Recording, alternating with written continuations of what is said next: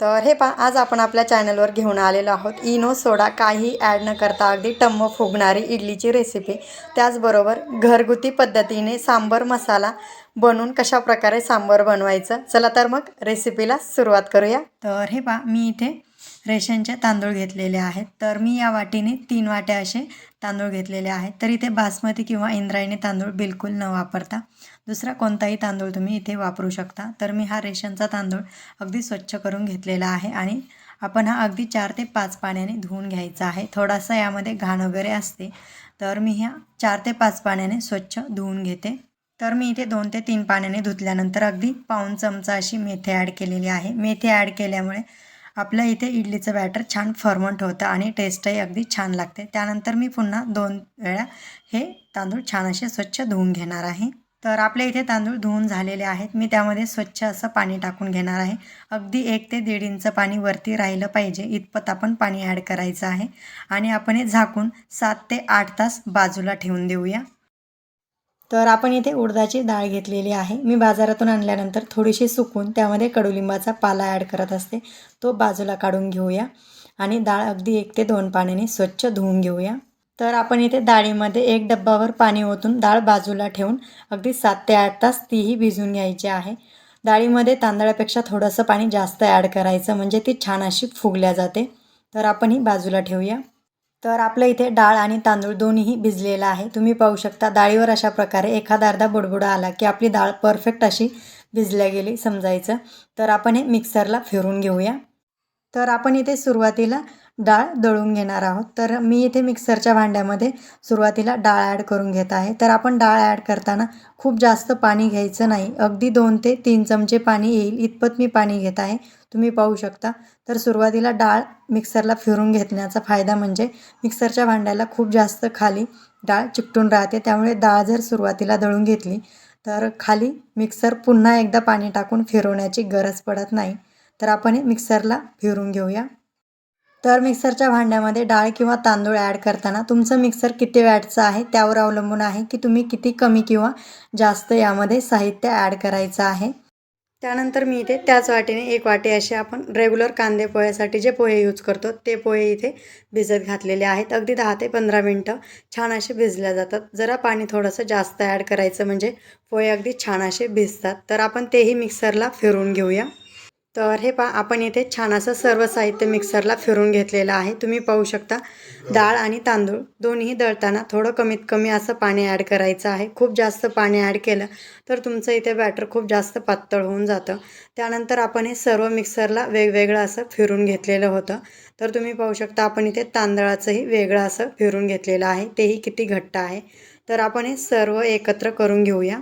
तर आपण इथे डाळ, तांदूळ आणि पोहे ॲड केल्यानंतर चवीनुसार मीठ ॲड करून घेणार आहोत। तर मी इथे पोहे खायच्या चमच्याने 1.5 चमचा एवढं मीठ ॲड केलेलं आहे। तर आपण हे बॅटर छान असं हाताने मिक्स करून घेणार आहोत। तर हाताने यासाठी मिक्स करायचं आहे की आपण यामध्ये इनो किंवा बेकिंग सोडा वगैरे काहीही वापरणार नाही आहोत। तर अशा प्रकारे हाताने अगदी 7 ते 8 मिनटं छान मिक्स केल्यानंतर तुम्हाला या बॅटरचा कलर थोडासा पांढरा शुभ्र आणि थोडंसं अगदी थोडंसं असं फ्लफी हलकं झाल्यासारखं वाटेल, म्हणजे अगदी परफेक्ट असं आपण हे बॅटर मिक्स केलं समजायचं। तर आपण हे बॅटर कमीत कमी 10 ते 12 तास थंडीच्या दिवसामध्ये झाकून बाजूला ठेवायचं आहे आणि हे बॅटर आपण ज्या भांड्यामध्ये ठेवणार आहोत शक्यतो हे स्टीलच्या भांड्यामध्ये ठेवायचं, म्हणजे अगदी तर तुम्ही याची कन्सिस्टन्सी पाहू शकता। तर आपण हे झाकून बाजूला ठेवून देऊया। तर हे पहा, अगदी 10 ते 12 तासानंतर आपण हे पीठ पाहूया।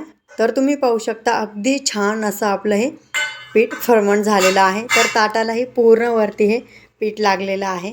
तर थोडंसं इथे खोलगट भांडं घ्यायला हवं होतं। तर आपण हे छान असं साईडचं पीठ काढून घेऊया।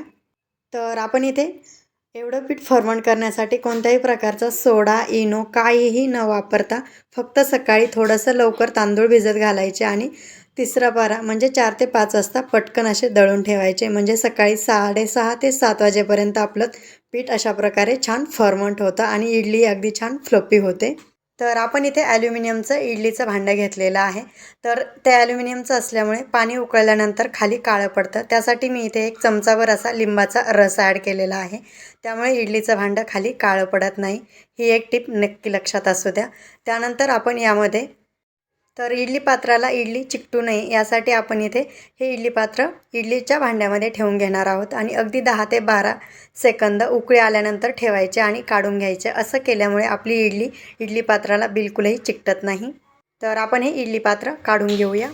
त्यानंतर इडली पात्राला थोडंसं तेल लावून घेऊया। तुम्ही हवं तर इथे टिश्यू पेपरने तेल लावून घेऊ शकता, खूप कमी प्रमाणात तेल लावलं जातं। त्यानंतर आपण इथे इडली पात्रामध्ये बॅटर टाकून घेऊया। तर आपली इडली अगदी पांढरी शुभ्र व्हावी यासाठी कधीही पाण्याला उकळी आल्यानंतर आपण हे इडली पात्र भांड्यामध्ये ठेवणार आहोत आणि सुरुवातीला 5 मिनिटं फुल गॅस, त्यानंतर 10 मिनिटं अगदी मीडियम गॅसवर आपण इडली वाफलून घेणार आहोत। तर आपण हे झाकण फिट्ट असं लावून घ्यायचं आहे। तर इडली आपण इथे चेक करून घेतलेली आहे, अगदी छान अशी वाफलेली आहे। अगदी 12 मिनिटांमध्ये छान इडली वाफल्यानंतर आपण ही काढून घेऊया। तर तुम्ही पाहू शकता आपलं इथे भांडं बिलकुलही काळं वगैरे पडलेलं नाही, त्यामुळे लिंबाचा रस नक्की तुम्ही ॲड करा।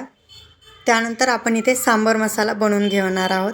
तर आपण या सर्व जिन्नस छान अशा फ्राय करून घ्यायच्या आहेत। तर व्हिडिओ खूप मोठा होईल, त्यामुळे मी हे सर्व साहित्य डिस्क्रिप्शन बॉक्समध्ये देणार आहे। तर हे प्रमाण म्हणजे अगदी 2.5 ते 3 लिटर सांबरसाठी आहे। त्यानंतर सांबर बनवण्यासाठी आपण इथे 1 वाटी अशी तुरीची डाळ आणि अगदी 2 ते 3 चमचे मी इथे उडदाची डाळ घेतलेली आहे। पूर्णपणे ऑप्शनल आहे, पण याने टेस्ट खूप छान अशी येते। तर आपण या दोन्ही डाळी छान अगदी 2 ते 3 पाण्याने धुवून घेऊया। तर मी ही डाळ अर्धा तास पाण्यामध्ये भिजत ठेवणार आहे। तुमच्याकडे जर अगदीच टाईम नसेल तर अगदी गरम पाण्यामध्ये 10 ते 15 मिनिटं भिजत ठेवली तरीही चालेल, म्हणजे पटकन अशी शिजल्या जाते। तर मी इथे सांबर बनवण्यासाठी एक छोटा असा टोमॅटो, 2 वांगी, अगदीच 1 ते 1.5 मी इथे शिमला मिरची अशा प्रकारे कट करून घेतलेले आहे। त्यानंतर एक बटाटा, एक मीडियम साईजचा कांदा, 2 इथे मी भेंडी घेतलेली आहे।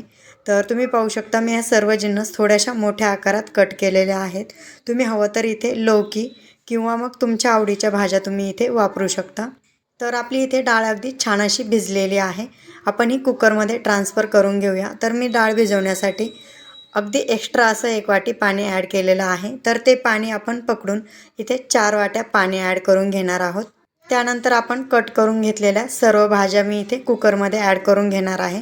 कोणत्याही भाज्या आपण फ्राय वगैरे करून घेतलेल्या नाहीत, अशाच कच्च्या ॲड करून घ्यायच्या, खूप छान असा फ्लेवर येतो।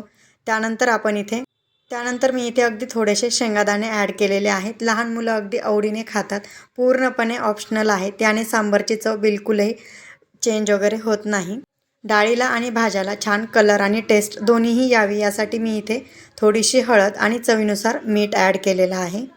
छान मिक्स करून आपण या कुकरचं झाकण लावून 4 शिट्ट्या काढून घेणार आहोत। तर हे पहा आपली इथे डाळ अगदी छान अशी शिजलेली आहे।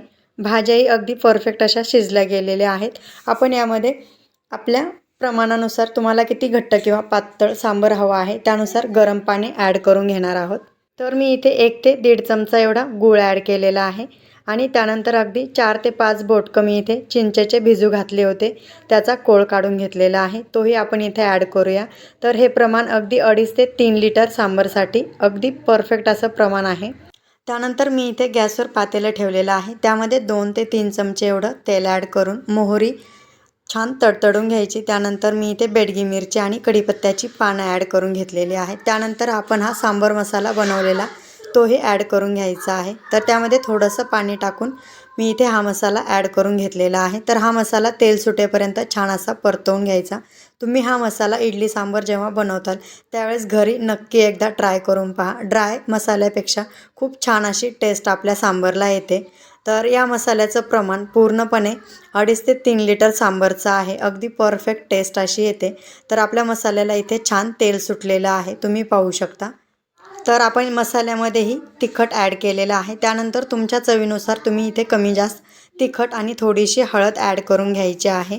तर आपण हे छान ड्राय मसाले ॲड केल्यानंतर मिक्स करून घेऊया।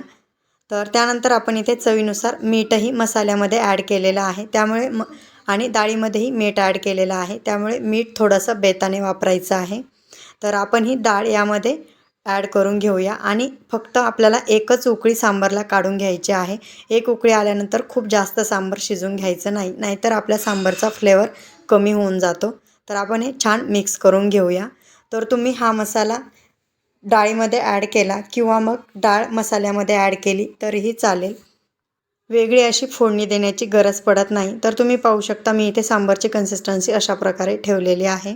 तर सांबारला इथे छान उकळी आल्यानंतर अगदी छान हिरवीगार अशी कोथिंबीर ॲड करायची आणि सांबार छान मिक्स करून घ्यायचं. तर आपलं इथे सांबार रेडी आहे. तर आपण इथे इडली सांबारची प्लेटिंग करून घेतलेली आहे. तुम्ही पाहू शकता आपली इथे इडली अगदी छान टम्म फुगलेली आहे. त्याचबरोबरच सांबारही तुम्ही पाहू शकता अगदी छान असा कलर आणि तुम्ही इडलीची साईज पाहू शकता किती छान अशी झालेली आहे. तर तुम्हाला आपला हा व्हिडिओ आवडल्यास आपल्या चॅनलला नक्की लाईक करा, शेअर करा आणि हो अशाच नवनवीन व्हिडिओ पाहण्यासाठी चॅनलला सबस्क्राईब देखील करा. तर व्हिडिओ पूर्ण पाहिल्याबद्दल धन्यवाद.